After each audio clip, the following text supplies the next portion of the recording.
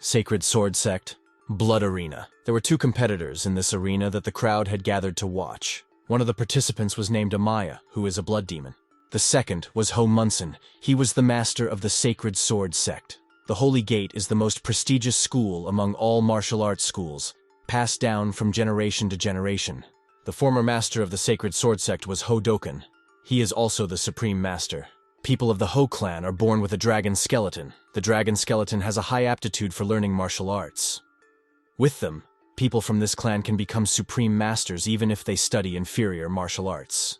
In Marima, the martial artists of the Sacred Sword Sect are superior. But this claim has been challenged. Ho Munson was preparing to attack, but Amaya decided to attack first. Unfortunately, nothing good came of it. Ho Munson glanced at the one person who was watching this fight.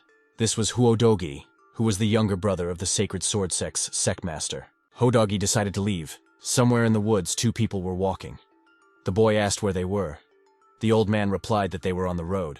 This guy's name was Dongbak, the third disciple of the Lightning Sword Sect. The guy asked if he didn't even know where they were, or where they were even going. The second man, however, was a master of the Lightning Sword Sect. He replied that they were going to a place they could not comprehend. The guy started laughing, and the master asked what was so funny about it. Dongbak asked in reply if such a thing was possible. The master asked what he was talking about. The master himself said so. They have a sword that only 1 in a million can wield. It's the best sword in Marima. It is invincible, so no such place can exist. There is even a sword that only 1 person in 10 million can use. The boy inquired where such a sword could be found. Master called the guy funny, which is the reason he's still not strong enough. Dongbak asked me to give him Master Sori's last name. Dongbak sounds too simple, and if he agreed, he would be called Sori Dongbak. The boy started repeating that name over and over again. It really sounded good. The master told him to just make a sword, and asked him what he even found in that trivial surname. Well, since this one's a trivial last name, she's his now. The guy asked if they had a long way to go. The master replied that the guy would understand when they were near it. After a while, they came to some place. The master told the boy to wait here. He must not even think of moving from here. If he sees someone, he doesn't have to engage in dialogue. All he has to do is hide. The guy replied that he understood everything. This was the hidden base of the Sacred Sword Sect. Another man came out and said that the foreman could come out. He was already waiting for him. The master approached the ailing old man. The man inquired why he didn't report it sooner, but there was no point, because that would only make things worse. Now was the right time. This was the same Ho Dokan who was the former head of the Sacred Sword Sect. As it turned out, Ho Dokan didn't have any medication, judging by his appearance. He asked if the man had seen Ho Munson's martial arts. The master replied that he had seen it. The boy had matured so much. Ho Dokan asked to be honest with him. They should still be careful with Dogi. Dogi is like a wolf in sheep's clothing. He hides his true motives. Many lives have been lost because of his ambition. He even managed to get the title of vice master of the cult, but there's no way they can catch him.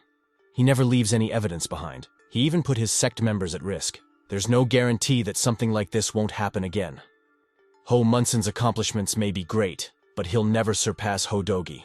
Master is no match for him either. Ho Dokan kept saying that no one should die. Master doesn't know if it will be enough, but he will do his best. Ho Dokan thanked him. He handed the bloody sword scroll to the master. This scroll was safely hidden. Does he want to reveal some secret to the master? Ho Dokan asked if he had brought a disciple with him. Master replied that his name was Dongbak. So the master is aware of the former head's worries. He asked if this apprentice would be able to defeat Dogi. That's why the master brought him here. They watched the place where the boy stayed from afar. It is possible that he will have to give his life, but that is a given, for his life belongs to the master. But he wondered if their deaths would make a difference. This man's name was Chamurian. He is the commander of the guard unit of the Sacred Sword Sect. They may not change the course of events, but they will certainly help fulfill their desires. Chamurian is ready to meet his death. But the master doesn't know that. It doesn't matter, because it was his last order. This kid may have a lot more to learn, but he's already worth at least 100 people. The master said goodbye to him. He was really sorry. What a busy life. He had, after all, ordered him not to move and to hide if he saw anyone. But that's just some bullshit. Who came up with that in the first place? There are too many bugs in here. Those bugs were clearly going to attack him. Somehow there were too many of them. Dongbak has to deal with them. Trample and tear their wings off, and then break their little legs. But no, He can't fight until he masters the sword. He's not even allowed to move, let alone do something like that. But now he couldn't take it anymore. He disappeared from where he was. The man was surprised, for he did not realize where he had disappeared to. But it was too late as he sensed something. Don Buck had already stabbed him in the throat. It's a shame the teacher can't see how quickly these bugs die. He has long since mastered the technique, but the teacher is just too hard on him. Others have also decided to attack him, but are they sure they definitely want to do so? In the meantime, the master had come up to some sort of hut. The grandmother and grandfather were there. The old man asked who he was. The master began to say in Chinese that one of the four had fallen into a ditch, but that's the way to live. They immediately knelt before him. The master is inside. The master wondered if they would even ask who he was. The code is enough. Only 4 people know about it. The sect head, the grandfather and his wife, and another old man. He entered the room where another child lay. As it turned out, the sect leader had a 4th son whom he was hiding. Ho Dokan knew about it, but did not take any action. But if he starts to suspect anything, he would be the first to come to this child's mind. Ho Heian, the 4th child of the master of the Sacred Sword Sect. The master told him not to let the child touch anything related to martial arts. He hasn't even developed basic physical strength. It's been passed down from generation to generation, a body that gains muscle mass simply by breathing. A skeleton that was created by the heavens, born to be king. However, this child didn't get it. His bones are like bird's feet and his flesh is flabby. The master wondered why protect a child who didn't even have a dragon skeleton. Maybe he was just too weak to live with the others. Yet he still doesn't understand why this child was entrusted to him. Since he's so fragile on the outside, he'll have to watch his bones. But suddenly the boy began to move. The master certainly didn't expect it. Perhaps he sensed his presence. But that's just not possible. He's only 7 years old, and he's not trained in any martial arts. This kid is definitely a true king. Even in his sect, it was only a legend. A dragon skeleton made of dragon bones, the best among the best. He inherited energy, not muscles and skeleton. The chance of that happening is 1 in 10 million. Now the master understands why this boy was raised in secrecy, and why he was entrusted with this child. If he'd been raised normally, he'd be dead by now. But the best part is that Ho Doggy doesn't know about it. The master asked if he was awake. The boy replied that he was. He told him to get up because they had somewhere to go. Meanwhile, the carnage that Don Buck had caused was still in full swing. Ho Doji first assumed that it was a master of the Lightning Sword Sect. He looked terrifying, but it wasn't him. This guy isn't that strong. The master of the lightning sword is invincible. And if it was him, there would be nothing left of their sect. Hodogi asked if the master was now an eunuch. His subordinate confirmed these words. He has 3 students. They must be the youngest ones for sure. But the master of this sect has never traveled with a disciple before. This time he brings him along and he makes a fuss. Right outside his house. So why is his brother trying to get Hodogi out of here? It won't make a difference anyway. Whoever it is will turn it to their advantage anyway. He turned to Thunder and Lynx. Hodogi ordered this guy to be captured. They immediately appeared behind Don Buck. The girl immediately rushed to attack him. Don Buck somehow blocked her shot. That girl was really strong. Even stronger than he was. If it continues like this, it will be the end of him. But the members of the Lightning Sword Sect are not afraid of death. Because of the kid's abrupt outburst, the girl was surprised. Don Buck used a spinning blade, but she was also able to stop his punch. Unfortunately, it was a loss. He did get caught. He dropped his weapon and surrendered, and so the bound boy sat in front of Hodogi. The head of the sect has left Enoch. In essence, he just abandoned his disciple. How ironic. The teacher who abandoned his student. He told the one-eyed man to lock him in a cage and interrogate him. It is said that the Lightning Sword Sect is famous for its resilience and endurance, that it can endure any torture and be in the harshest conditions. Now they're going to find out if it's true. Don Buck was grabbed by the hair. One-eyed is sure to have a lot of fun with it. A few days later, the master brought the boy. He asked Obiya to say hello. He'll stay with her for a while. Obiya was the daughter of a master of the Lightning Sword Sect. Namsu, the wife of the Lightning Sword Sect's sect master, asked why her daughter was silent. Namsu decided to give her a little push. When she looked at the boy, a slight blush appeared on her cheeks. She greeted Ho Heian. The master said that if the lad was afraid, he could walk him home. But Ho Heian wants to become as strong as his grandfather, so he needs to learn martial arts. But in order to achieve that, he must study here. Master confirmed what he said. When he gets stronger, he can go back to where he came from. That was all right too. So the boy decided to stay here. There are many caves like this in the mountains behind his house, so he was already used to it. The master will make sure he doesn't starve to death. In the meantime, he can play for a while. Rest is also an important part of the workout. 6 months later, Enoch, the former head of Ho Dokan, has left this world. What a lot he's had to endure. Now he can finally rest. The woman is happy to have met him. The others were also trying not to give in to emotion, but some were still crying.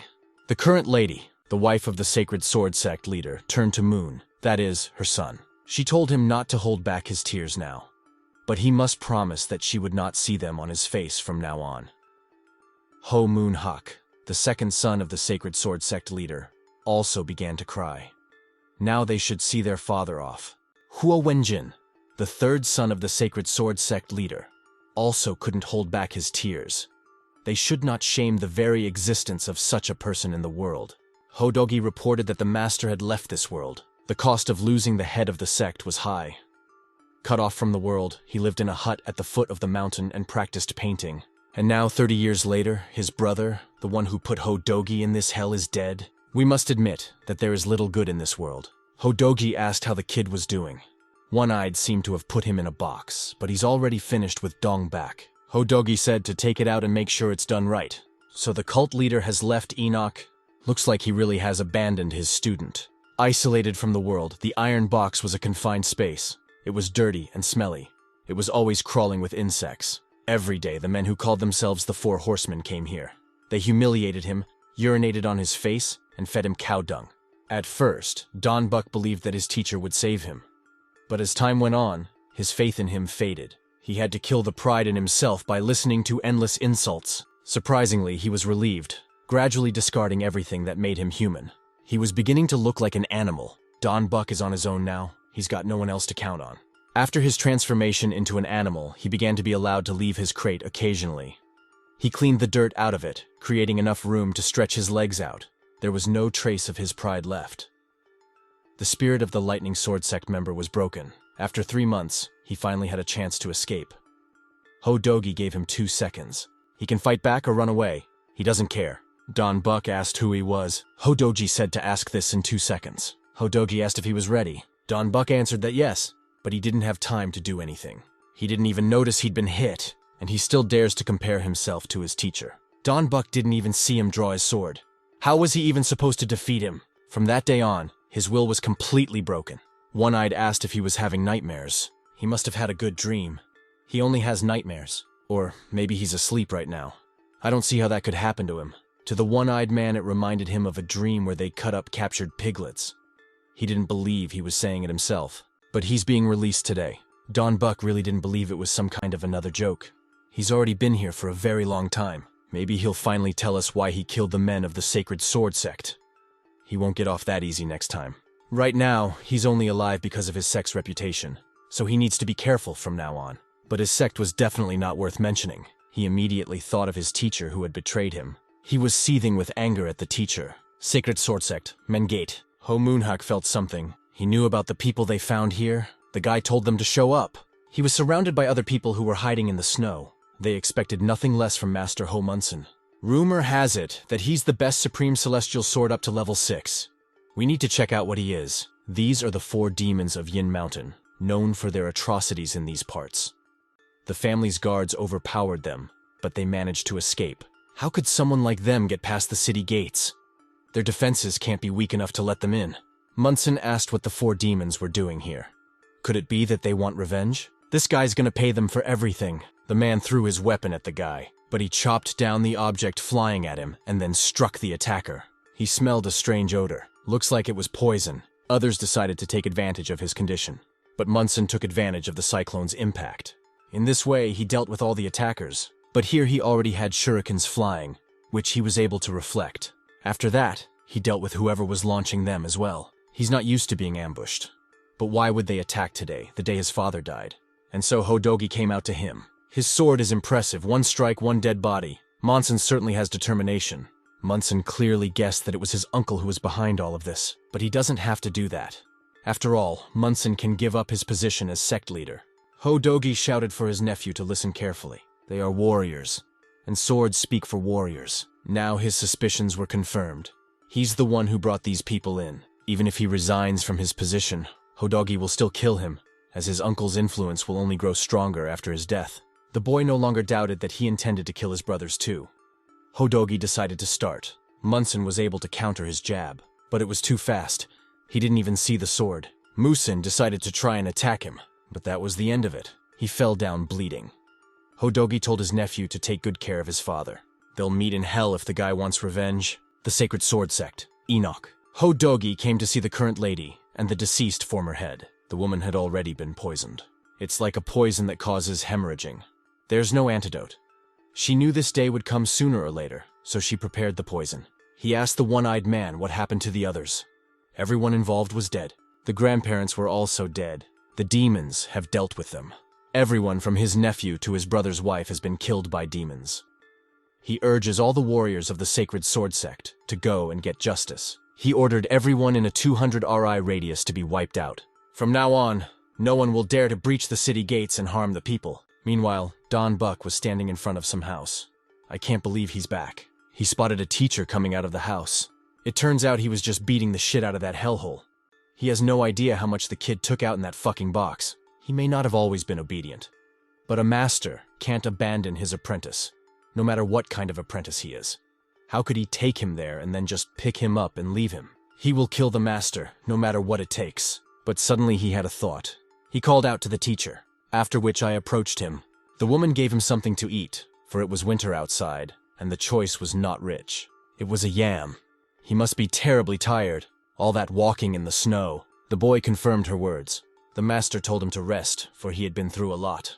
A member of the Lightning Sword Sect must be able to fight at any time and under any conditions. He still has a lot of hardships to endure. He should treat what he has lived as an experience that will be useful to him in the future. Don Buck didn't look so good. The teacher's words seemed to have saddened him in some way. He decided to leave. The woman asked if they could let him go in a snowstorm like this. His house is a whole mountain away. Masters bowed at the mountain. His wife came up to him. He even wondered how long it had been since he had last held his sword. Probably about 20 years. Has it really been that long? In that time, a man so strong that he was willing to challenge him never showed up. The master of the Sacred Sword Sect is dead. And not just him. Hodogi killed his whole family. Master left Dongbak at the entrance as a warning to Hodogi. He told him not to do anything stupid. If he had listened to the master, none of this would have happened. The soldiers who brought him told him what he had done. The master had to find out how to bring him back. He had to go and save the guy, but he came on his own feet. Hodogi used it to find out the master's location. It was time to sharpen his sword. The girl asked if he wanted her to sharpen his sword. The master replied that he did not. It's his sword. He must sharpen it himself. The very same cave where Hohyun is located. Someone went in there. The boy turned and said that he hadn't expected him here at night. It was the foreman. He asked what the boy was doing. He's watching the battle. The master asked where he got these guys. The boy used to catch them and keep them with him. He has a few more beetles. The master thought his hobby was entertaining, really. The guy didn't consider it a hobby. He raises them to fight. Too bad for them, of course, but they help him a lot. They each have their own weapon. The one with the strongest weapon wins. The boy really is capable. There are certainly enough capable people in the world. Everyone in Marima had heard of one or two, but after a while they all became mediocre. It wasn't because they didn't have the ability. Each of them trained under great masters. But that's only a small part of what makes a capable person a true genius. Only a genuine interest in martial arts can develop genius. And this kid has it. He hasn't taught him any martial arts for the last 6 months. He learned everything he needed on his own. He learned from nature, animals, insects. He explores every corner and learns to fight. He no longer had any doubts about his ability. He didn't just inherit a dragon skeleton. He inherited the best one. The master will teach him martial arts. From now on, everyone will call him A. Cole, but his name is Hyun. The master said again that from now on, his name was Cole. He asked if the boy wanted to be called Hyun. It is natural, for that is his name. Then the master will give him his surname, Sori. Now his full name is Sori Hyun. It was quite possible that he wouldn't have to mention that name until he mastered the lightning sword technique. And only those who have mastered this technique can use the surname Sori. The master is confident that this child will do well.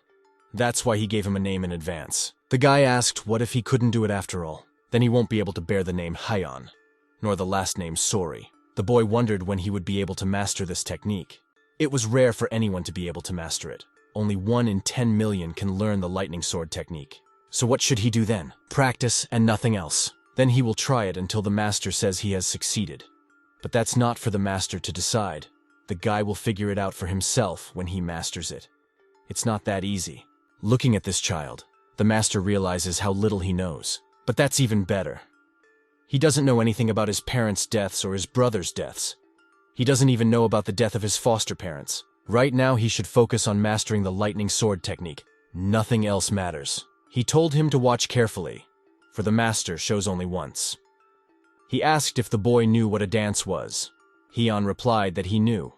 He had better visualize the master dancing and watch his movements carefully. The first step towards mastering the lightning sword technique is a skill called Ghost Sword. He doesn't need to know any other martial arts to master this skill, but he'd better develop his own style. After all, this guy is not like the others.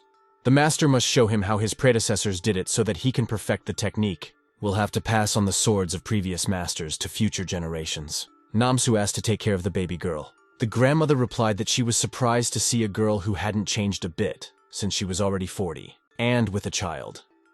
But what struck her more was that she had brought the child to a place she had sworn never to return to.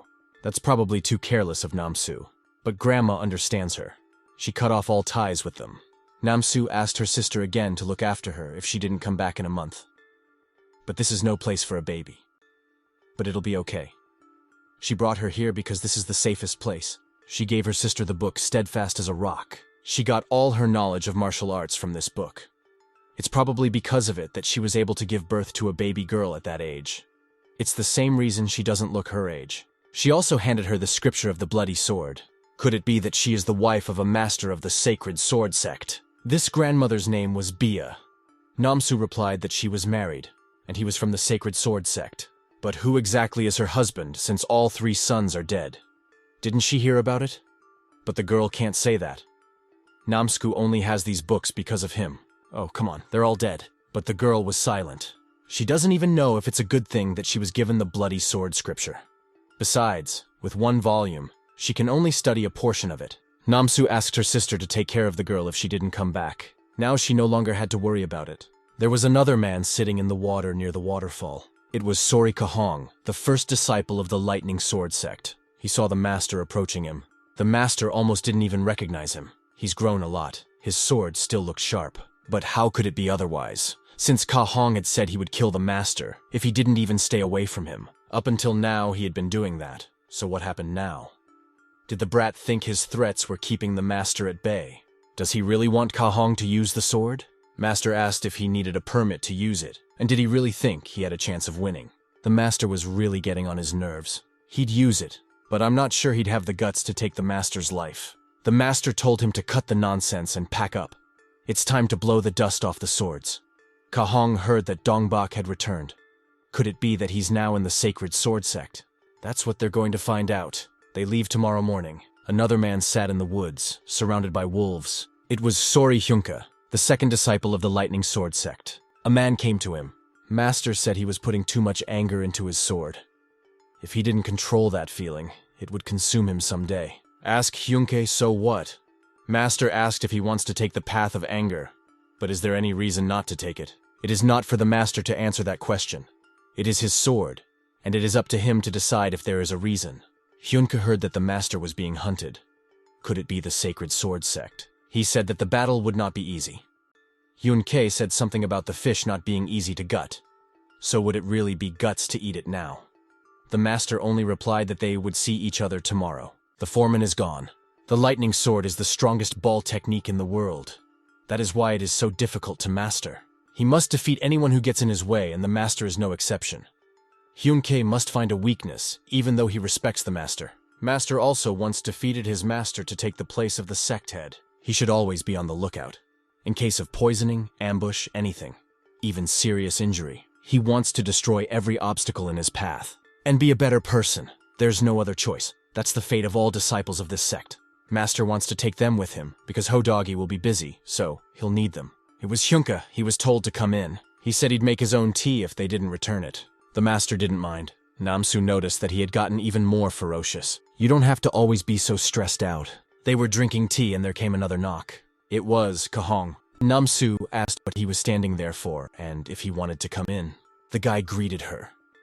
The woman told him to stop because they didn't need these formalities. She told him to go through.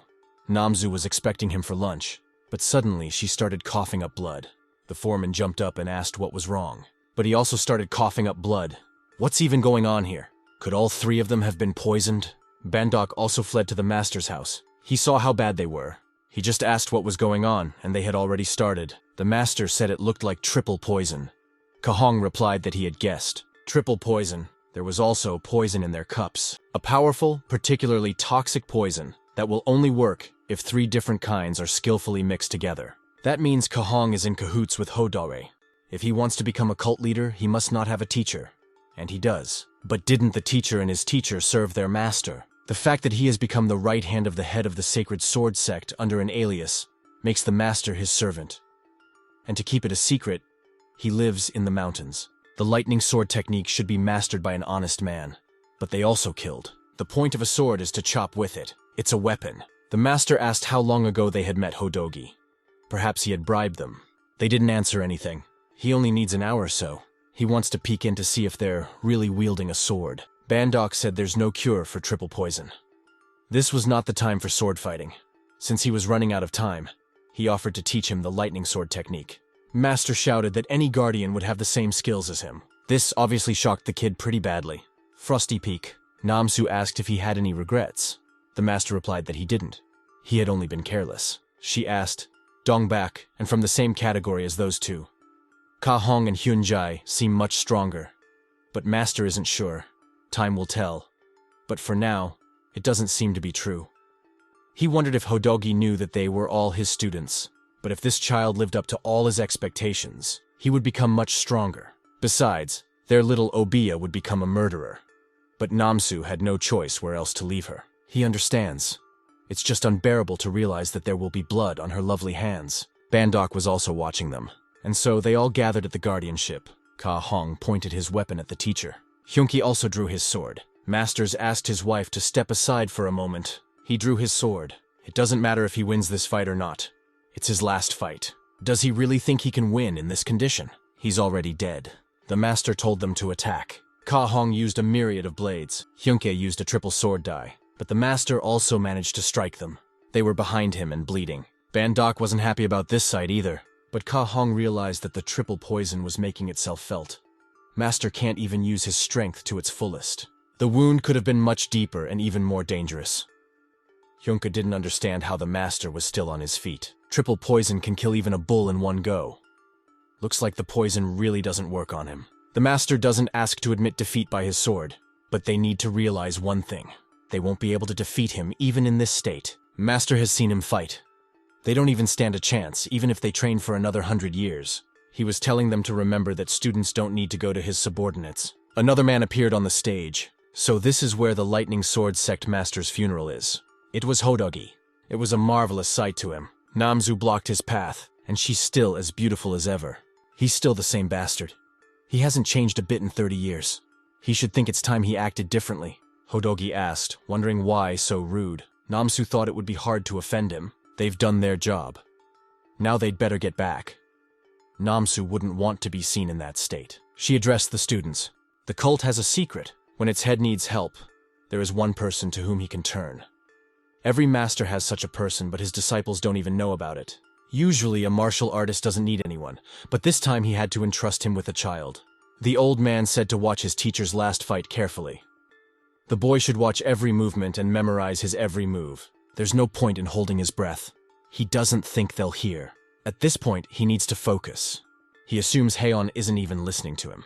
That's right, because he still doesn't know who he is, but they'll have plenty of time to get to know each other. Ho Dokan asked what the last words would be. Namsu asked if her darling would mind if she went first. Master thinks they should fight together, but he agreed. She thanked him for making her life happier. He's been worrying himself to death. It's time for them to rest. What kind of man is he?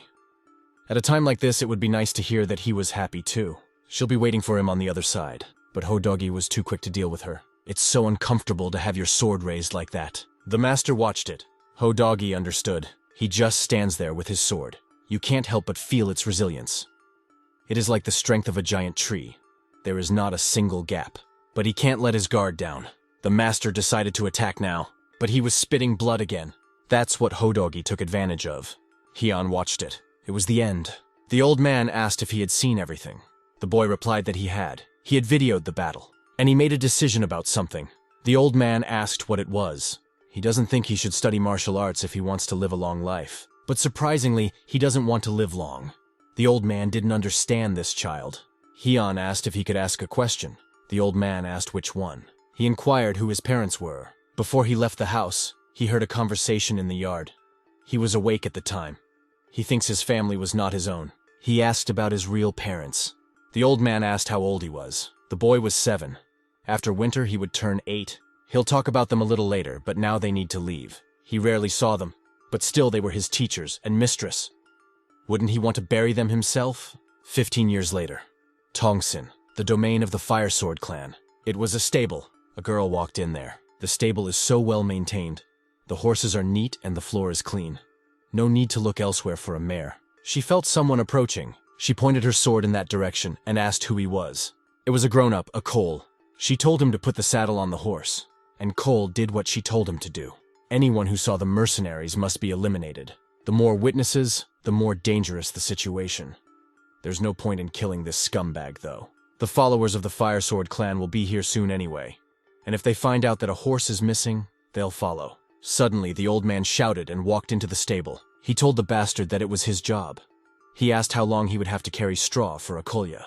The girl pointed her sword at him as well. She told him to come in. The old man clearly didn't expect it. Sparing one isn't a problem, but 2 is kind of dangerous. Maybe she should just kill them both. The old man pointed to the black horse, for it was better than the one she had chosen. It will go twice as fast. The girl asked if he really thought she would spare him for a good horse. Suddenly, she noticed that a powerful energy was emanating from the horse. She said to change the horse quickly, and Cole asked me not to kill that horse. It always comes back, no matter where it is taken. He asked again to spare the poor animal. This horse is really good, the girl agreed. She rode off on her horse. The old man asked what he thought of the girl. Cole replied that she was an excellent fighter. She had excellent swordsmanship and easy movements. He assumed that she had killed someone with a fire sword Kalen, for it was so bright around, as if there would be a fire. The old man replied that he didn't know. But the boy did not believe him. He didn't just show up at the stable in the middle of the night. He even gave me Blackie as a gift. But he didn't give her anything, because the mayor gave her permission. And it's like the guy's her master for saying that. The girl can't escape anyway. Her skills are really impressive. The tilt of a flaming sword is not yet within her grasp. The old man asked if the horse would save her. It's not gonna work. Blackie's fast, but why does he care so much about this girl? Who the hell is she? He's got a good feeling about this one. He's putting all his pennies on the line. If the Blackie doesn't save the girl, he'll give up. And Cole doesn't know what that old man is up to again. Does he really want to tie the guy to the Fire Sword clan with the help of a girl? If that's the case, he should have consulted the boy first. It's actually Cole's life on the line, and the girl marveled at such speed at the slightest effort. She could not believe that this horse was real, but suddenly she felt a deadly energy. It was coming from wherever she was supposed to ride next. It was clearly an ambush. They managed to catch up with her, even though the horse was running non-stop. She couldn't get beyond Tonson unless she broke through the enemy. She promised not to kill the horse, but it may die without her help. Unfortunately, that's the best she can do. She tied herself to the saddle. She trusted the horse that was supposed to save her. Many arrows flew at her and the horse. She tried to reflect what she could. Looks like she's gonna make it through. But another group was already coming at her. But the girl didn't want to give up so easily. After a while, the horse returned. He carried the girl on his back. The clan was probably in a lot of trouble too. The old man hoped the girl was still breathing, but she was better off just dying. Her wounds are too deep. Even after treatment, she'd be crippled for life. The old man said to let him try to cure her anyway. The guy asked who she even was. She was a mercenary for the Garden of Intoxicating Flowers. Mercenaries cost a lot of money. But even with them, things fail. The wench would be dead soon anyway, and he would have no need to face the Fire Sword clan. The old man thinks it's better to save the girl. Her name is Obia, or Bia. She was the boyfriend's fiancée and the daughter of his teacher. And Cole cried out if the old man was crazy. He quickly led the horse and the girl inside. The situation was an emergency, so I had to rip her clothes off. There were many horrifying wounds on her back. The wounds are indeed deep, and the back is the worst affected. He pulled her skin apart to look inside. Her bones, thankfully, were intact. He took green horse leeches, the best substitute cure for the medicine for stabbing wounds that only the clan of Ili Hol knows about. By sucking blood, The leeches secrete a juice. This tightens the wounds, thus preventing infection. The problem is her severed energy pathways where energy is supposed to circulate. If nothing is done about it, she won't even be able to stand up. He used the Great Heavenly Mother technique. It is a healing technique of the Ilhal genus that helps save a person who is on his last breath. True, the medium loses half of his own energy. His energy began to spread through her body. The old man felt sorry for the energy, so much time wasted. And Cole asked how he found Baya. It's his department. He had to work hard to find her. But who would have thought that his teacher would turn his child into a mercenary? The old man inquired if the lad thought of saying thank you to him, for he had found his chosen one. The boy shouted that he'd better get her back in one piece then. There was still a sea of blood ahead of him, so what was happening to him now was nothing. The old man was getting on his nerves. The boy speculated that the spy's estate might have placed Kang Jo. There were no others, for they were all already dead. Kang Jo is a well-known scumbag. When he's drunk, he raises his hand on others and rapes any girl he likes, even if she's from a noble family. Despite Kang Jo's countenance, the flaming sword covered the man. All because the Kang clan brought in half of the clan's annual budget. Anyway, it had already started. Not that the old man was pleased. It was just time to act. The old man is afraid that at this rate he will sit idle until his death. Sometimes he thinks about how he can live like this, but at the same time, other people's faces come to mind. The guy's techniques are worthless. He's dead if he retaliates now. But 10 years from now, it will be even harder. At times like these, you have to close your eyes tightly and rush forward like a madman. That's easy for an old man to say. Is this guy implying that the old man should be dead by now? He won't want to die after 1,000 years. Neither does the guy, but his life is at stake. The girl began to wake up. She realized she was in a stable. The horse did come back again. She thanked the Blackie for saving her. That means she somehow escaped the clan's trap. But she only remembers the strong blows and slashing sensations of the battle. But suddenly she realized that she wasn't wearing any clothes at all. She felt a hell of a lot of pain. Her body felt like it was being cut with a saw. Her legs and arms were about to be torn apart. She saw someone enter the stable. Obia recognized the stable boy whose name was Akola. At first she thought she was being treated by this sucker, but it was probably an old man. She was glad the stable boy had come. She wouldn't want to face a man who saw her without clothes, even if he was an old man. But suddenly he pulled the coverlet off the girl, and Cole told her not to get up because of her wounds. But she charged at him with a slap. But suddenly she felt the hellish pain again. The guy doesn't know why she hit him, but it's best to start with treatment. There are no other options or she'll die. The smell is nasty, so you'll have to be patient. It will hurt to move, but it will get easier. Obia asked where her injuries were. The boy replied that it was on her left shoulder blade and right side.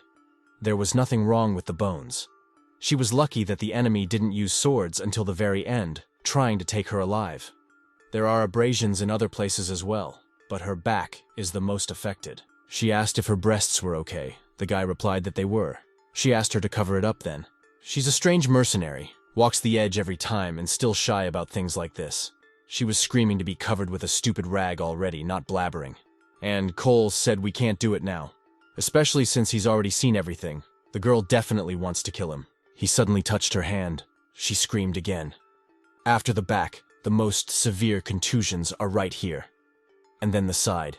There's some damage on the thigh too, but it's minor. He put medicine on her wounds. The pain was suddenly gone, as if she'd been anesthetized. It felt so light. The girl asked what it was, but she'd rather not know. He also started lapping at her thighs. She never thought she'd find herself naked in front of some left-handed man. He's not even a fiancé. When she was a child, her parents matched her, but she has no idea if the man is alive now. She can't even remember his face. When Mom and Dad told her about the groom, she jumped with happiness. She didn't even know what a fiancé meant at the time. And Cole is finally done. The girl thought she should kill this guy. She thanked him for saving her, of course. But she wouldn't forgive him for seeing her like that and touching her. He replied that they would talk later when she was well. The clan's coming soon enough. They'll hide her under the bed, and her job is to hide her energy. He really is going to cheat the clan. The girl asked why he was helping her. He must know who she killed. Don't mercenaries always say thank you like that? All questions later. Right now, she needs treatment. They heard talk of the horses being perfectly fine. They had been stabled all night, but it's still necessary to check. The old man will show them the horses, and he also said there were no oddities in the morning. The man noticed something. It was the Fire Sword clan. The guard asked what the guy was doing there, but he remained silent. Every time that dog gets a little bit tougher, he'll get his ass handed to him in no time. The old man asked me to keep this guy. He's always had that kind of temper. He suggested we check the horses. Whenever the guards come, it's always clean. It seems to be the cleanest stable in Tongsun. The horses were fine, but the man asked what the black horse was doing here. They don't even feed him oats. Why is the horse so thin? The old man replied that there was a problem with the seed. They feed all the horses the same, but this one is not gaining weight. They are thinking of getting rid of him, because no one will buy such goods anyway. And how many fly larvae were on him? The old man asked the lad if he wasn't going to wash the horse, but the guy kept getting further and further silent. It was starting to piss off the guard, but the old man offered to get out of here. It's not worth getting involved with this guy. He suggested a chamomile drink.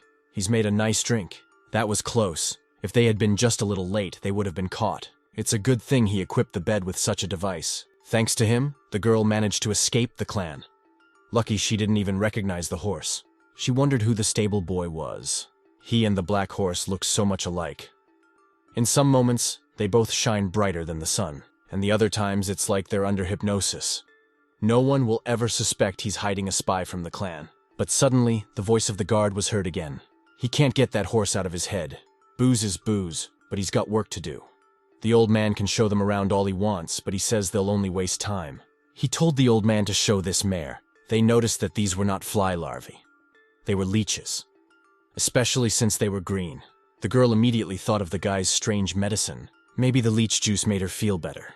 They're not green, they're black. They've just been painted. But suddenly they noticed the sword marks. They asked the fellow where the horse had been yesterday. The guard replied that it was being led out. He'd better not lie. They also asked where the mercenary was. He knows she rode that mare. The man shouted Akolia to answer, but he shouldn't have yelled like that, and Cole chopped the guardian in two. The other one was telling the guy to stay back. One more step and he dies. It consists of a flaming sword. This clan will not stand idly by, but before he could speak, his head was cut off. What did she just see in the first place? These two he just chopped up with a straw grinder. He's a real master. Obiya had never seen anything like this before. Is this technique a single-bladed sword or a double-bladed sword? It's hard to tell since the stable boy used a straw cutter. But one thing is certain, he has perfected the skill of dissection. If this guy had attacked her the first time she met him, things would have been really bad. They need to leave. He'll take her in that position. The girl asked again who he was, but the boy didn't answer anything. She can't move yet, so he'll just leave the blanket on top. They'll follow the deserted trail. He's gonna take her just like that with no clothes on. He said to be patient for a couple days until the wounds healed. He thought he could stay here a little longer, but everything changed. The old man told them to go faster and he would sort it out here. The boy thanked him. The guards asked Akol where he was going. He's asked a question and he still points his finger. I can't believe they cut his tongue out. That idiot really needs to be taught a lesson. But there's no point in touching him. It's time for a change of guard. They stopped near the river. Since Tongsun is nearby, it must be the Kim River. She wondered if he wanted to cross to the other side or go to the bank. She's a variant. The clan will spot them easily. It also seemed to her that the stableman was getting ready for something. First the bed, and then the wagon. It was as if he was preparing everything for the moment when he would have to leave. As a mercenary, she knows this well. The slightest mistake can cost a life. That's why it's best to double-check everything. Surprisingly, the stable boy is much better prepared than the same spy. She's safe with him for a while. Obiya thanked Akolia for saving her. He even smiled after she said that. They'd better save the old man. His legs almost fell off. And why did they have to go up that hill in the first place? They could have stayed somewhere lower. And Cole suggested that there was a total uproar. And what a mess. Everyone in the stables has been rounded up. It won't be a big deal, but it'll make the clan sweat. Also, the old man told him to bring the ointment with him, but he left it behind for some reason. He was too lazy to carry it all, especially since he didn't need it.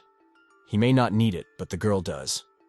Whenever the old man looks at her, that guy's all about himself. The old man doesn't know if he'll put a stop to the case, but the fact that his work is done is gratifying. And Cole says he's lucky there's no more work. The old man told him to get to the end, but he must know the guy can't. The guy told him to live a long life. The old man has to survive and accept a shot from the guy. But doesn't the guy know he's in for a hot drink? Well, then the old man's gonna have to shell out for one shot. It's no problem for him. They'll have a drink when it's over. It's time to continue on the road. They picked up the stretcher and continued walking. The old man told the girl that there was a hell ahead of her, in which she can't take a step further without spilling blood. But that's her destiny, so it's better to fight it. And try to smile at least a little bit every day. Obia asked what that was about. It was to say that those who touched the Fire Sword clan don't have an easy life. Even though this guy seems dry, he's got a glimmer of goodness in him. He'll protect the girl at all costs so she doesn't have to worry. These two are strange. They met for the first time yesterday, but they're already acting to her as if they've known each other for a long time. Maybe it's the disappearing ice. Disappearing ice or slowly melting frozen water is the level of martial arts proficiency at which an outstanding master hides his abilities so that no one will recognize them. The kind of skill level that literally every mercenary dreams of. So these two have reached the vanishing ice level. The old man asked her what her name was. They didn't seem to be strangers anymore. She introduced herself as Monsieur. It's almost taboo for a spy to give his name. Snow that looked like a dream. She had a beautiful name. It had been a long time since he had seen snow. On one of them, when there was snow all around, there was one unfortunate incident. Monsieur didn't realize what he meant. The old man handed the guy something. It's a half sword. It took him 3 years to make it. It'll save his life a couple or 3 times for sure. And Cole refused to give it up. But the old man still shouted for him to take his last gift. Suddenly the boy called him grandfather. The old man was a little alarmed. The guy wished he was still alive, but he'd better look after himself. Even death itself will deny the old man's worthless soul. The others may die, but he will certainly live. They're gone. Now it's time for him to go too. Wang Yu, one of the 10 strongest warriors of the Fire Sword clan, was already there. A sword of grace. He has not so little experience in Kanho, but he can't figure out what technique his comrades were killed with. What we know is that the weapon was a straw cutter. However, the heart area is cut very smoothly. It is impossible for a blunt straw cutter to leave such wounds. He ordered the dead to be carried in this position. Let the head look at them. He also ordered him to tell the others not to rush into battle on sighting the assassins for anything. Have them use the chimney. They can't take on an enemy like this. They must prepare everything necessary so that the 10 strongest can act immediately upon the signal. Tonson's outer perimeter, a secluded trail. Everyone must memorize the directions. They must always be on guard. The enemy can use this road to reach the Kim River. You don't actually carry a sword like that. After all, it would be inconvenient to get it out later. Though a simpleton like him wouldn't know the difference. The man shouted what the old geezer was talking about. The old man's teaching him, and he's calling him names. The old man stabbed him in the chest. He told me so. A man would die before he could draw his sword. By the time the old man stabbed him in the chest, he didn't even realize it. He's bored with these wimps. He quickly ran between the guards. They all rush after him. Let one of them stay behind and warn the clan. That's right. They should keep running after him. He threw his child into the bloody Kanho, so it's worth doing something to help. And Cole kept treating the girl. A man from the clan has arrived to examine the corpse. An old man from the stables did it. Several people recognized him. First one, then another, now a third. Could it be that this stable was a haven for the craftsmen? The man asked if anything else had been found out. He was told no. It was Ku Ji-yu, one of the 10 strongest warriors of the Fire Sword clan. The sword of the fierce dragon. It feels like a tiger clawed off a piece of meat. It looks like the mark of the scratching technique of the Red Wolf Squad tiger. At first he thought that the garden of intoxicating flowers was being wielded here since Kang Jo was killed by a wench. But is it really the Red Wolf Squad? But that's impossible. It's been 20 years since the last one was dissolved. What the hell is going on here? In 2 days, Kang Jo and those who were chasing the spy died. And the group guarding the trail was attacked in broad daylight, but from another person. Tongsin, which had been a peaceful place, has been hit by a wave of murders. There's no telling what will happen next. We need to catch at least one of the 3. He ordered the 5 temples to be contacted. The identity and clan of the perpetrators are unknown. They're using the tiger scratching technique. The 5 temples of the Fire Sword clan. There was an urgent report from the ferocious dragon sword. Apparently, it's pretty bad. If there are so many casualties and no one but the techs know anything, in that case, he's gonna have to help. It was the head of the 5 temples, one of the 10 strongest warriors of the Fire Sword clan. The sword of the Rakshasa. He ordered everything he could to be used, but only to find these scum. He will hunt them down himself. A lot of pigeons were flying. One of them was shot down. There was a note tied to his paw. Wonderful artists they are. Now his portrait was not only going to Tong Sun, but also to Choi Woo-hyun, I think. He was walking down a crowded street. "Here comes the first tale." A man approached him and asked if he was the one who had massacred the followers of the Flaming Sword. He's not going to report him. "I just wanted to ask you something." The man wanted to ask why he had killed those swordsmen. The old man released his murderous aura. The man only apologized for the disturbance and ran away. He didn't expect anything else from the 5 temples. That guy didn't even touch his clothes, but he managed to leave a scent on the old man. It's a scent so subtle that a common warrior wouldn't even notice it. Only a beast would smell such a thing. "Looks like there's a pack of dogs coming, plus a job on my head." Fire Sword Clan. Another man was examining the bodies of the dead. He noticed that the wound had healed. The man asked. He had definitely died in that position. It was exactly like that. Mr. Wang Yu gave the order to hand over the bodies in the original position. That's strange. That man's name was Sungjo Dok, the head of the Fireball clan. The letter said the wounds were deep, and the heart was cut in 2. Could it have been struck so gently that the flesh healed? It's a single-bladed sword technique. It's very strong and fast. The Fire Sword Clan has never seen anything like it before. They're in great danger. Sungjo Dok ordered everyone to give chase, but they must never engage in combat. Otherwise, they will die. They will definitely not be able to defeat this enemy. They should not try to catch the enemy. It could cost them their lives. They just have to find them. If the opponents immediately attack them, they should immediately retreat. There is no way they should fight them. That's an order. Find it, but don't fight it. The man is afraid it won't work, even if it's an order from the head. The teacher's age has deflated him a lot. He's no longer the daredevil who used to ride around Kanko, but the master strictly forbade them to engage in combat. He said they would not be able to cope with such an opponent. The head of the temple ordered the sword to be thrown away. He is not worthy to take up arms. He who calls himself a warrior must not fear death. So he would not fight an enemy stronger than himself. But the man said he would not. They had no choice from the beginning. Whether the enemy is stronger or weaker, they are forced to shed blood. It's their responsibility. He flipped the man off and told him to keep walking. The prey is around here somewhere. Apparently, the type also added an odor that attracts pigeons. The animal had already moved on him. The old man dodged, after which he killed him immediately. He also dealt with other animals that wanted to attack him. The loot needs to be eaten faster. He asked how long they would be standing. I think this old man said his name was Assam, but that's hardly his real name. Who he is, and what he's been up to under their noses. So this is the head of the 5 temples. It's an old man really drinking booze at a time like this. This type was called a glorified master. In reality, he's just a worthless old man. Even his energy flow is unstable. He must have learned a few techniques from the scratching tiger technique somewhere. The head can't believe he's the reason they're embarrassed. That old man's got a big fat face. This guy's not gonna get it. They're gonna start a fight, but first they need something to wet their throats. He used 12 rings. The first ring. The old man asked if he wanted to put his dogs on a leash. They would wait for the moment, and all of them would attack. The head of the 5 temples asked if he was scared. At the same time, he used the second ring. To the old man, it's just an extra hassle. He also asked why it was someone like him asking for help from these mutts. If the old man still didn't understand, he had 2 prospects for today: either die by his sword, he used the third ring, or be eaten by dogs. He's a real badass. So the Fire Sword Clan of the Justice Alliance uses dogs. He shouldn't have joined the Fire Sword Clan. He should have joined the Outlaws. Then you'd be a thug by now. The old man isn't the first person to say that to him. And Cole was dabbing her wounds with his medicine. He doesn't have to try so hard. A garden of intoxicating flowers will send a man away if you contact them. If he treats it, the wounds will heal in 2 days. Better that than to suffer for a month. He realizes she doesn't like to show her naked body, but if she's put up with 1 day, let her put up with another. I wish the smart guy would have covered it up. He also decided to feed her porridge. She decided to eat after all. The head of the temple used 12 bound swords. 4 swords. It's the old man who dodges every blow. The head was mistaken.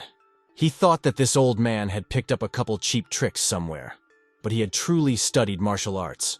A true master of his craft. The head asked if he was from the Red Wolf Squad. After that, he used 5 balls. He's wrong if he still thinks that. The man yelled for him to speak until he died. He has reached the 10th sword, if the 12 sword technique can't be recognized. Isn't he ashamed that he's too fixated on patterns? The 12 linked rings technique is extremely difficult to master. It requires learning each step separately and then linking them all together. Most people do not manage to do this. but without binding, it is impossible to use the technique. This is why even among the Fire Sword clan, there is almost no one who is proficient in this technique. If a warrior does manage to bind the swords together, the combination is complete. He was able to do so after hard training, and immediately went from a third-grade warrior to a master of 5 temples. Even the head of the flaming sword himself praised him. So what if he knows the technique too? He's gonna cut the old man into little pieces. He used 6 swords. After that, 7 balls were involved. This old man is finished. He's about to take 7 fatal blows to his vital organs. The only way to save himself is to jump back. But the moment he runs, he'll finish him off with the 8th sword. But the old man was easily able to turn the situation in his favor. That was a close one. The head of the 5 temples had to recoil, but he shouldn't be in such a big hurry. The old man kept attacking him. He didn't back up, he rammed it. Who the hell is this old man anyway?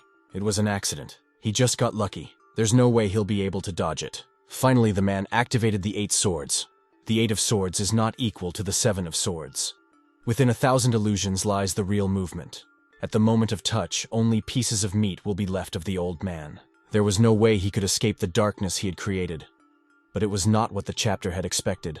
The old man broke through and even attacked him. He did dodge. The old man wounded him. His subordinates immediately became concerned. It was a Lightning Sword clan technique, or rather, a parody of it.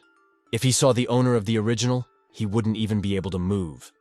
Even with an old man's level, you can make a mess in Konko.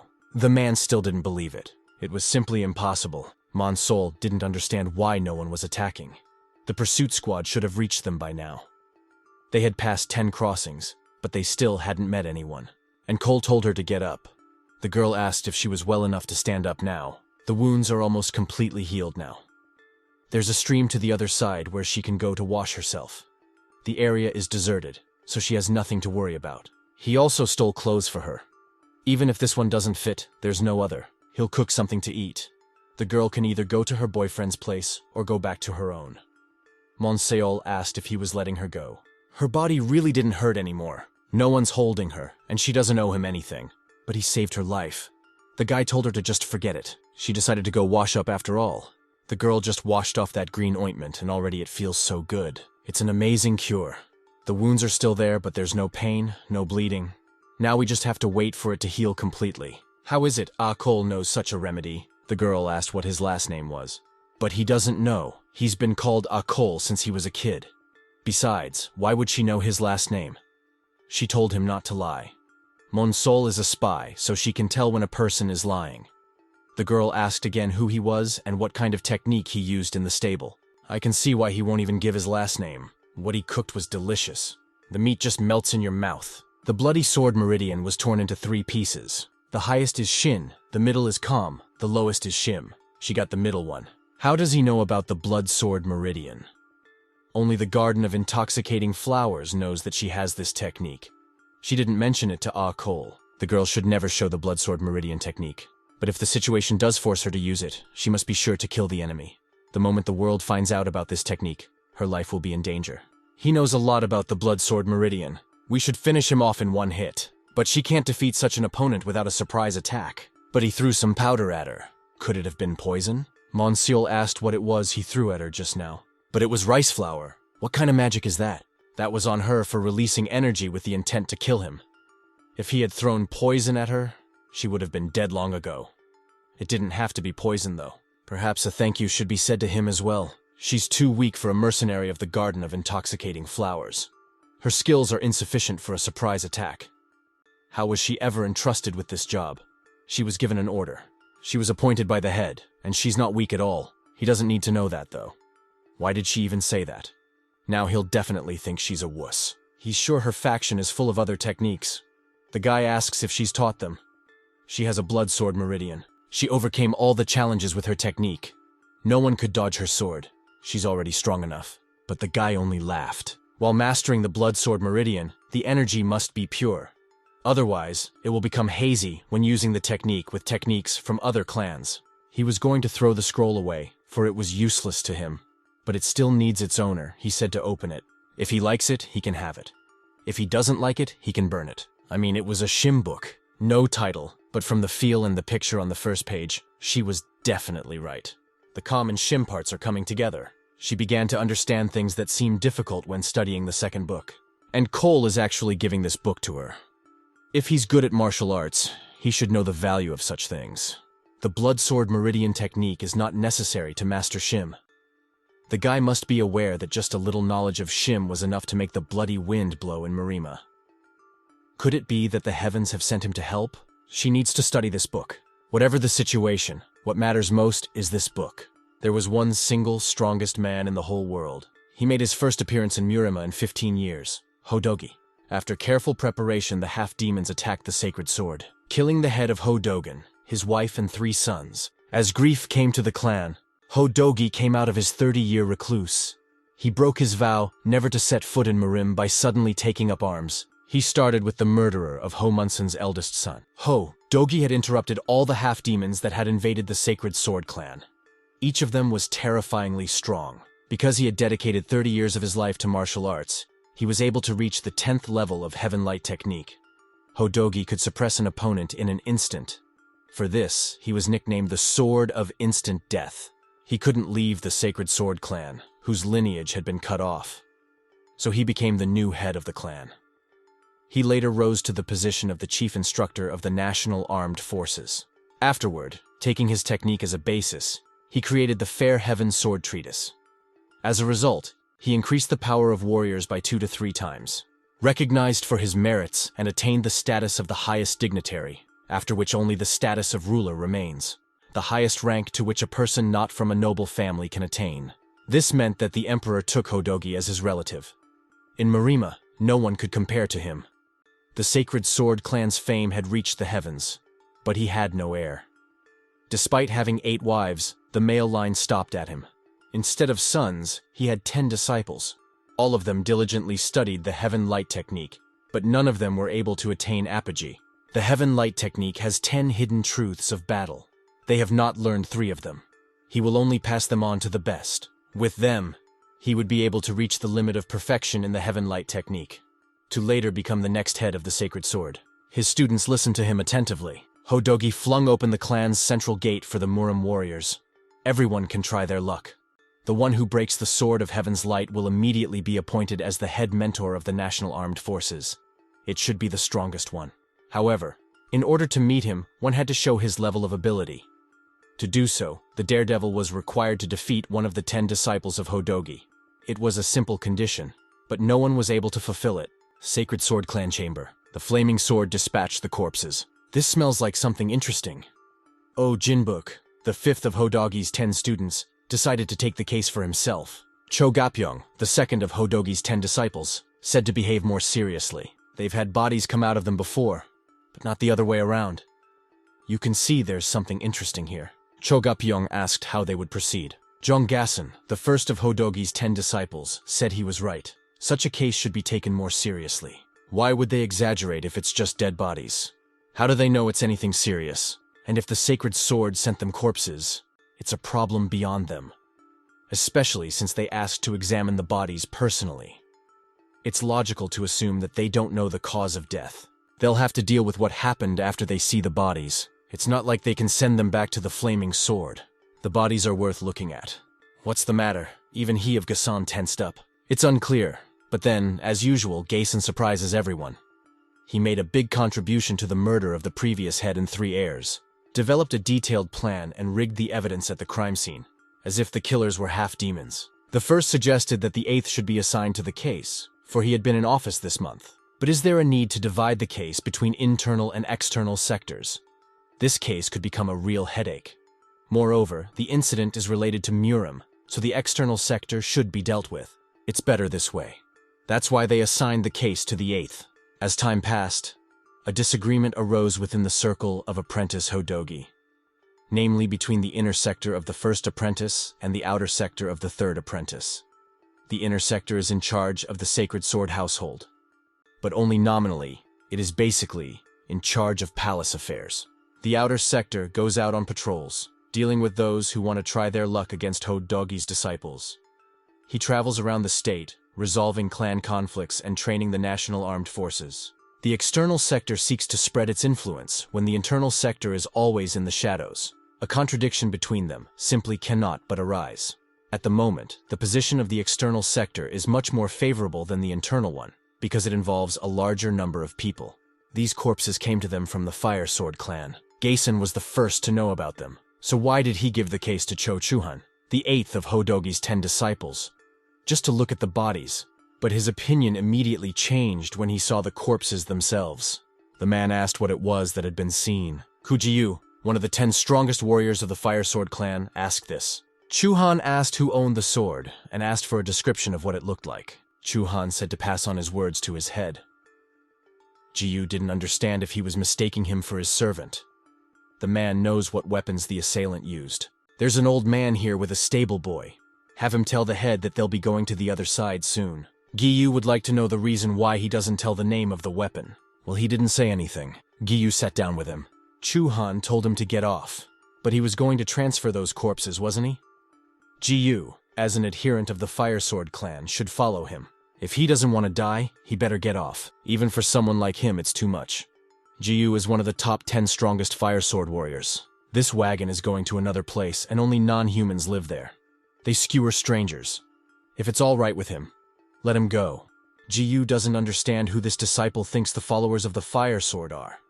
Does he really think that anyone who wishes to do so can finish him off? The clan has the strongest technique. The man recognizes the fact that he is tougher than him. But as a representative of the Flaming Sword, he will not tolerate such treatment. If he's so proud, let him hold out the red plaque. Chuhan is ready to accept the challenge at any time. Even if they fight against each other, he won't kill him. They'll do without killing. But the people he's going to meet don't care about that. Then the follower will be nothing but pieces of meat. Even so, does he still want to go? The man didn't give up on the idea. He who walks in the fire, death will pass over him. This mess has been going on for 2 days. Where the hell are they going? It's a little weird. He thinks Chuhan's going to show the bodies to someone else. Valley of the Wind. It must be a guardian tree, standing right by the entrance. Some voice asked who was here. There's someone out there, but he doesn't feel any energy. It's clearly a master craftsman. The sword of the ferocious dragon Kuji-yu has arrived with a gift. Chuhan hopes he will be generous. No outsiders allowed. The price is your own life. But didn't the man say Ji-yu had a gift? Those are the rules. It's gonna be a mess because of one guy like that. It's unusual to see Cho Chu-hang himself so confused. He's gonna have to figure it out on his own. A man came out. If he fights him, then he will be spared. Donbuk, Lightning Sword Clan. They're getting really pissed off. Chuhan recommended him to try his best. Even he finds it hard to take his blows. It was hard to take a hit even for someone who had studied the Heaven's Light technique. He doesn't seem strong at all, and he doesn't feel any energy from this guy. Not even the knife. Who is he? If Cho Chu-hang himself said so, we can't relax. Jiu uses Red Dawn. This sucks. Donbuk jumped right on top of him. His technique cuts through empty space. The situation is simplified if the enemy is levitating. Cumulus clouds part the sky, but it didn't work against Donbuk. Giyu is dead. Chuhan called the guy a brute. He warned me. The sword he had with him killed 2 more men. Donbuk was obviously a little interested in this. They were already sitting in the shelter. The guy asked if he was sure they wouldn't get anything for killing one of the Fire Sword clan. Chuhan asked if maybe he should shut up. There's nothing to worry about. Kenko won't know he's dead. The sword of the ferocious dragon simply vaporized. 2 more showed up. It's been a while since they've been called in. Sori Ka-hong, the current head of the Lightning Sword clan. Sori Hyunka, follower of the Lightning Sword clan. And that's interesting. Chuhan asked if this was their technique. Ka-hong confirmed his speculation. Hyunka asked who killed them. There's a small stable near the Flaming Sword. The stable boy from there did his best.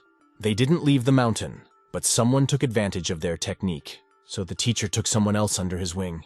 Of the students, he only has the 3 of them. Hyun-kei is sure of that. But then it remains a mystery how the killer knows the lightning sword technique. The only answer is that the teacher was hiding a student. That makes sense. And when did he have time if Donbuk was always by his side? Chuan asked if he could leave the corpses here, if this technique was theirs. Ka-hong replied positively, and also that they would deal with the stable boy themselves.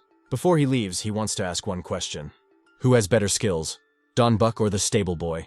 Chuhan thinks the other one has it, but they only laughed. He doesn't need to know that. To tell you the truth, it doesn't matter at all. Just out of interest. Chuhan asked how long it would take to do all this. Ka-hong replied that it would take about a month. He didn't tell his mentor what happened. One of their people is involved, so they'll have to handle it themselves. There's no other way. Let them consider it a favor. It's definitely an apprentice. No one else has the lightning sword technique. Based on his skills, it's the work of some brat. Since he didn't even try to hide the technique, he wants them to find him. Then we should go. Hyunkei wants to do it. Ka-hyun turned him down. Last time he went out on a case. You better let Donbuk take care of it. He could use some air. The boy was obviously pleased. Hyunkei also remarked that he was so excited to get out to Zhongyuan. Dongbak promises to bring a bottle of excellent booze. But the guy has to remember that the killer has a lightning sword technique. But does he need to memorize it? Whether it was a brat or a true master of the lightning sword clan, there was no difference in their skills. Anyone can fall if they let their guard down. Each of the three of them thinks they are the strongest. But no one knows if they can fight each other right now. That can only be found out when the fight is to the death. Looking at the corpses, you can tell that the killer is a puppy who can realistically twist his arms with his eyes closed. However, he is also the master of the lightning sword technique. Before the guy finishes him off, he should ask him his last name. Gotta find out if he's an official apprentice or just a mutt who learned a few tricks. Donbuk will ask. The lightning sword clan adheres to the concept of 1 in 100,000. In other words, only 1 out of 100,000 warriors can reach the peak of perfection. And Cole is one of them. And the lightning sword itself is just a place that brings such warriors together. The clan had no martial arts of its own. The lightning sword was born from the fusion of over 100 different techniques and manuscripts. Upon joining the clan, a follower was given the surname Sori. However, it is unknown why exactly it was given. The first student's name is Sori Ka-hong, and the second student's name is Sori Hyunkei, and the third was just Donbuk. He couldn't get the surname Sori, though he begged his teacher until he died. Eventually that night, Donbuk left the valley. Monsieur still didn't understand why he was trying so hard. The errand boy does everything for her while she just reads a book. Not that it bothered her in any way. But why would he help someone like her? It was suspicious that he'd given her a martial arts book for nothing. There's definitely something fishy going on here. And Cole asked if she was at it again. And how many times was it already? Probably the 20th. She should stop. But she genuinely doesn't understand. There are no freebies in this world. She'll help him out if she can do what he asks of her. He's not just helping her for gratitude. But still, the guy said it was for a simple thank you. But that's even weirder. They'll be leaving soon anyway. He doesn't know if they'll see each other again, but if they do, have her buy him tea. That's all he needs. His words don't sound like lies, and that's even more suspicious. She's definitely trapped, and Cole is a master at hiding energy. Who knows how he'll act when she's done studying the book. The girl asked how many more days she had. Does she really need that much time? That's just for one theory. No chance to practice yet. He gave her 5 days, no more. 4 days later, she finally learned it. Now she can visualize any page in her head. No one should know about the teachings of the blood sword meridian. These techniques are demonic. She can't escape death if she gets caught. She still remembers her mistress's instructions, but this has nothing to do with demonism. She destroyed the evidence and thanked him for waiting. He has one request. She'll help in any way she can. She must not use the blood sword meridian for the next 10 years. But she knows it well enough without him. She'll only use it when she's sure she can eliminate the target. If she has a head on her shoulders, she should be able to handle everything. She asked if they hadn't met anywhere before. The guy looked familiar, and Cole said he hadn't. Then he should at least tell her why he helped her. I mean, they're breaking up. He told her to ride the horse, for she would be able to escape the flaming sword. She said she didn't need to. The guy doesn't have a chance to look after him anymore. It's time to hand him over to his new owner. She told him to stop by the garden sometime so she could buy him a drink. But they won't see each other again, because he plans to hole up in the middle of nowhere for 10 years. Monsieur, a teacher's daughter. The old man's been looking for her for over 10 years. He had searched through all the clans during that time. He knew that the lightning sword head's wife was a spy, but he didn't know which clan she belonged to. They'll start as soon as they find Obiya. The guy asked why then. Until he was sure with his own eyes that the girl was alive, he would not be able to go to the next world with peace of mind. That's actually a concern for him too. Is he ready to die without seeing his love? What kind of love? The old man was right. As soon as they found Monsieur, the deadly battles began. She doesn't need to know about them, so she can continue living the life of a spy. He gave the girl the blood sword meridian. It was enough to last only a year, and then there would be almost no one left to harm her. Master named the bloody sword meridian as an engagement gift. This girl is Obiya, his fiancée. She probably doesn't realize it herself. Expected. It wouldn't have occurred to her to connect the tech to the engagement. He's not upset. On the contrary, he's very happy. She's better off not knowing the whole truth. It's time for him to move out too. Tonson, the inn. The old man was drunk and lying on the table. Now was the perfect chance to kill him. Wang Yu, one of the 10 strongest fire sword warriors, was there. The sword of purity. But the head told us not to attack. That old man doesn't even think about running. He's drinking on purpose in front of them. They lost their own commander. How much longer do they have to endure this humiliation? Does a subordinate want to disobey orders and lose his life? That grandfather will be dead as soon as the leader arrives anyway. All he has to do is wait. The old man has the scratching tiger technique. It's effective in the dark, but he used it in a head-on confrontation. In other words, he reached the level of a sage. I'm itching to kill him. Even though the old man is drunk, Wang Yu can't continue to watch him humiliate the clan. He said to pass on the following words to the head. Grandfather defiantly continues to sing and doesn't go anywhere. He is so drunk that he can't fight. Fire Sword Clan backyard. Sun Jodok, head of the Flaming Sword. Whose tech is this?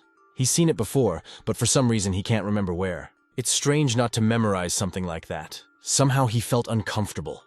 It was as if they'd run into someone they shouldn't. If the assassin had been a simple warrior, he would have dealt with him long ago. But seeing those scars reminded him of Ho Dogi.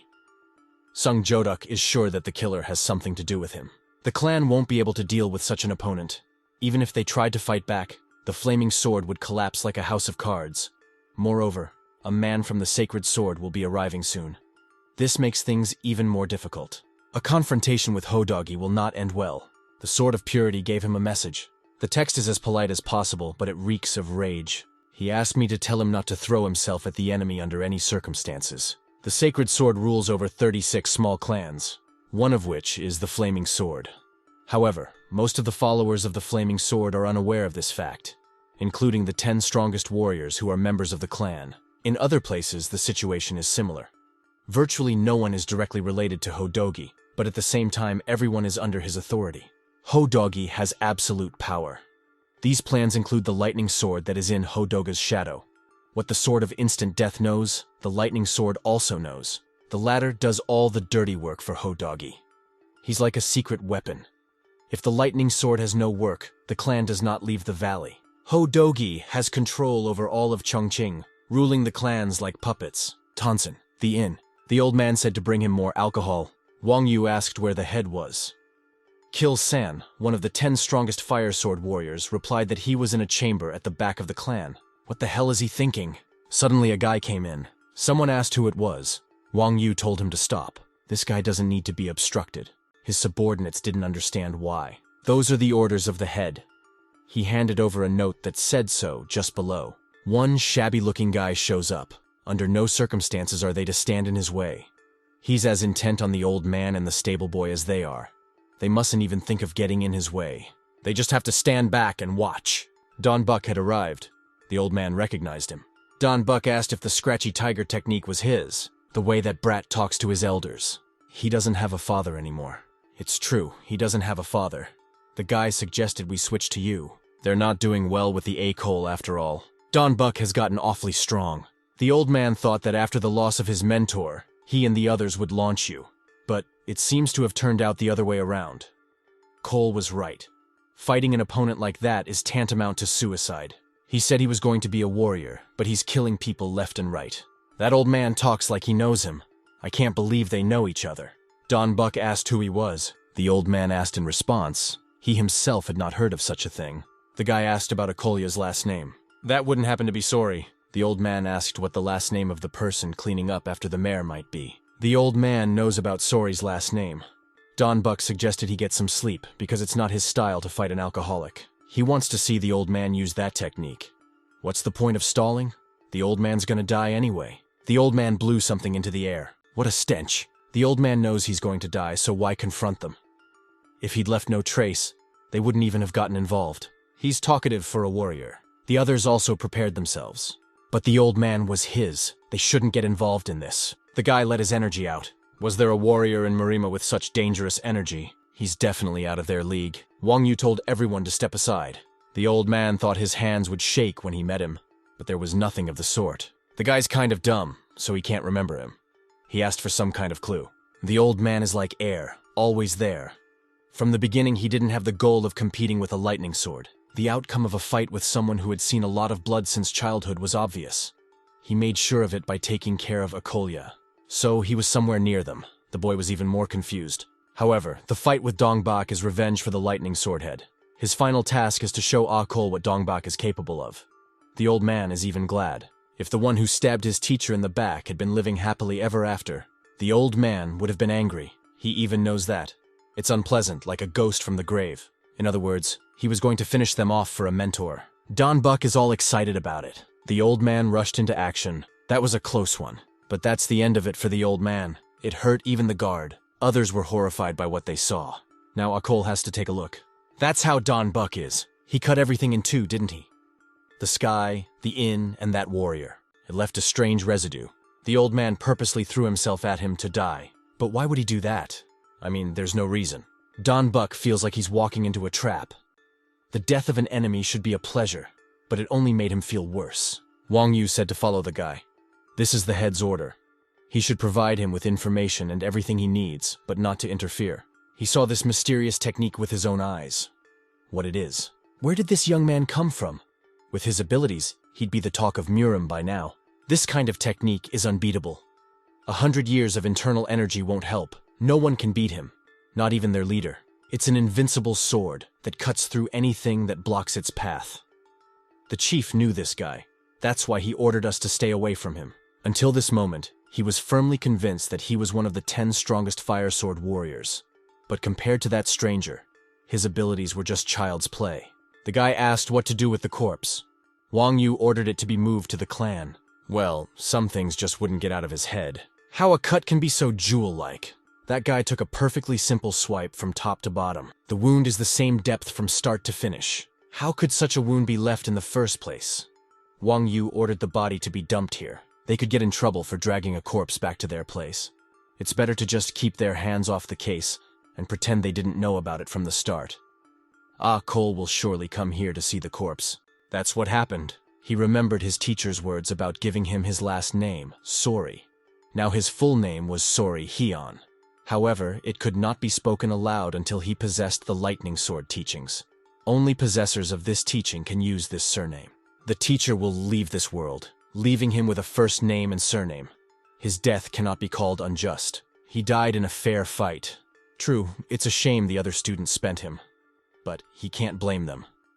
Each of them strives to be the first. As for the month, he must first become stronger.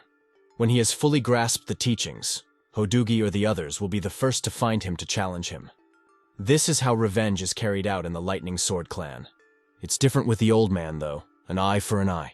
A fair exposure for him would be to take another life for him.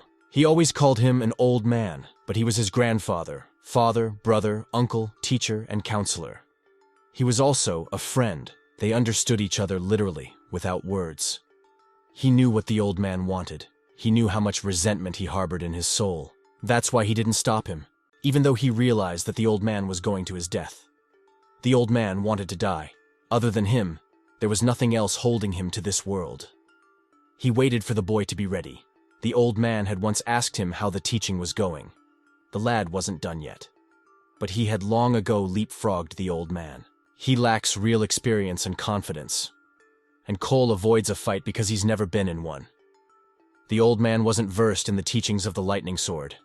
He seemed to really think that the guy had reached perfection. Even though his judgments were wrong, he didn't bother to say anything. In a way, he even enjoyed seeing him rejoice. The old man found Obiya and pulled him into the epicenter of the battle. It was too risky to attack with the sacred sword, so he decided to strike with the fire sword. He's a sly fox. Maybe he's finally feeling better. The old man could shout about what else had become. But unfortunately, that's not going to happen. The old man wanted to show him what a lightning sword was. He has 3 opponents ahead of him. One of them is Dongbak. He's strong. In reality, his skill looks much more dangerous. Is the old man really telling the boy to fight him? He's a long way from Dongbak. And how is he supposed to beat him in the first place? Smells like oil. He's probably gonna burn the body.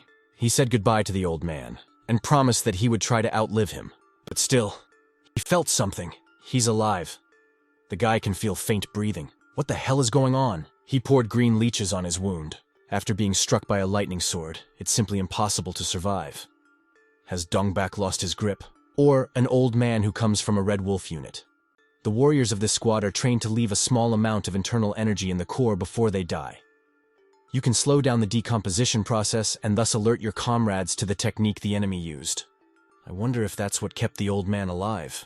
We need to bring him somewhere safe. Wang Yu ordered him to follow the guy, but not to engage in a fight with him. This is the same stable where Ah Cole worked. Don Buck told him to get out. Apparently this guy kept a good eye on the stables, judging by the cleanliness. It doesn't matter where he is. There must always be order. Order on the outside is order on the inside. Looks like a lightning sword disciple indeed. Just look at this horse. The mare is dying, but Ah Cole has disguised it as if she's perfectly healthy. A person from another clan would hardly notice. The silage itself. This guy is still far away. To master the teachings of the lightning sword, one must first get rid of feelings and emotions.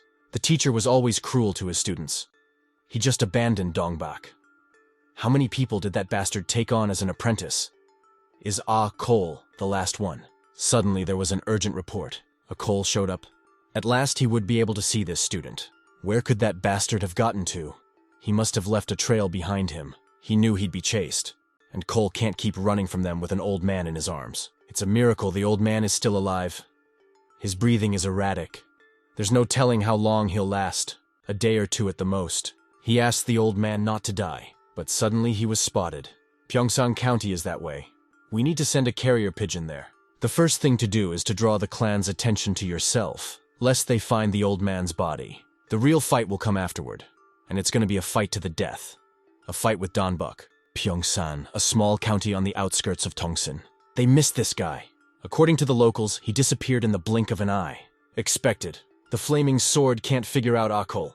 He probably let himself be seen on purpose. Donbuk told him to go and stay out of the way. Only strange thing is that Akol is hiding if he lured him here himself. It doesn't seem to add up. If he were in Akolya's shoes, he would have chosen this path. There's his footprints. Obviously, he passed through here.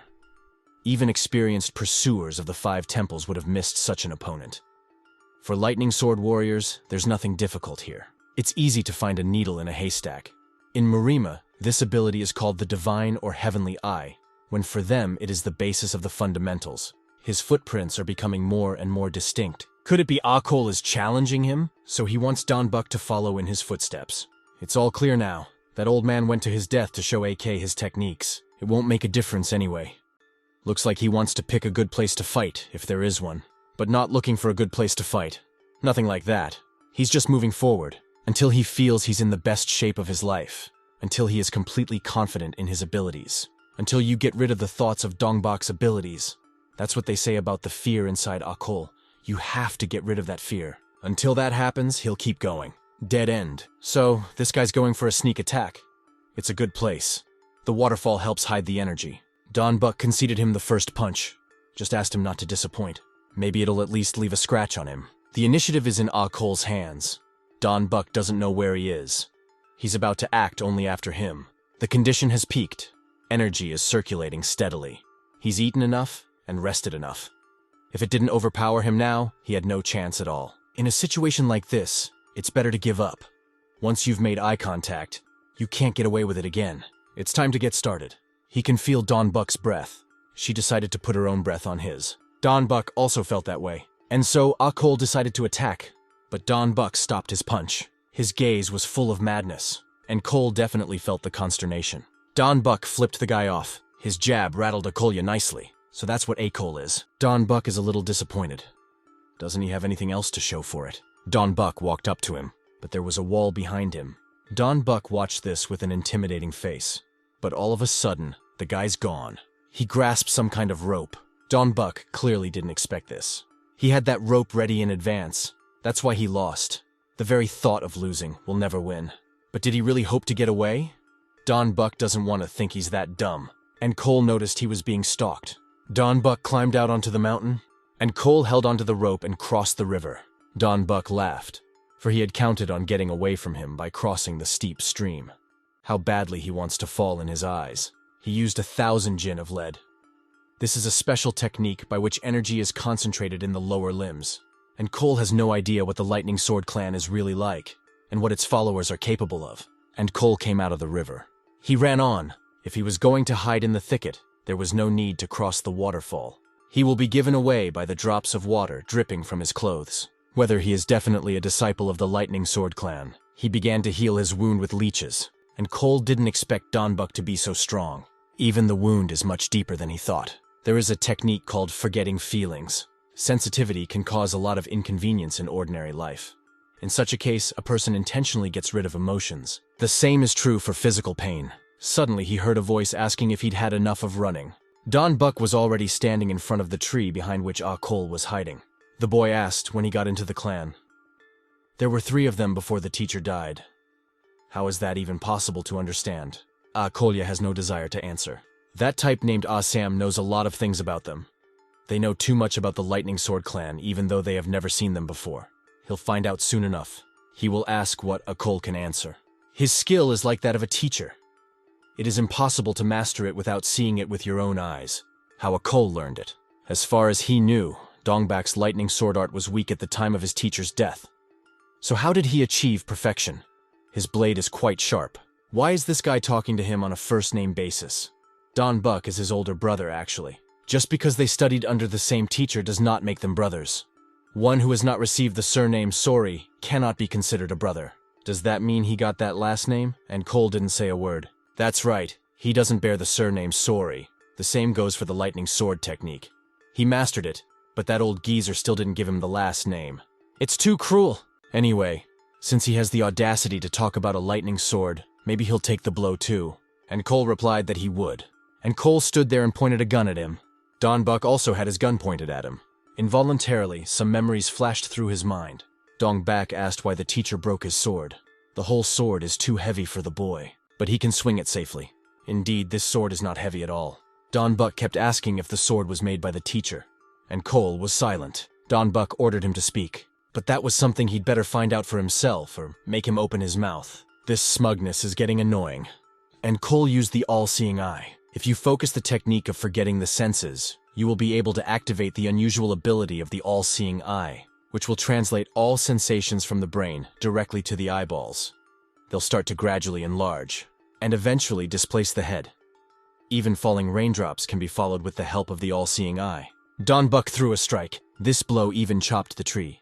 But fortunately, Cole was able to dodge, and also to strike him. He did not adopt this technique from a teacher, but mastered it himself. It's not what Donbuk expected. He fell. The trap worked after all.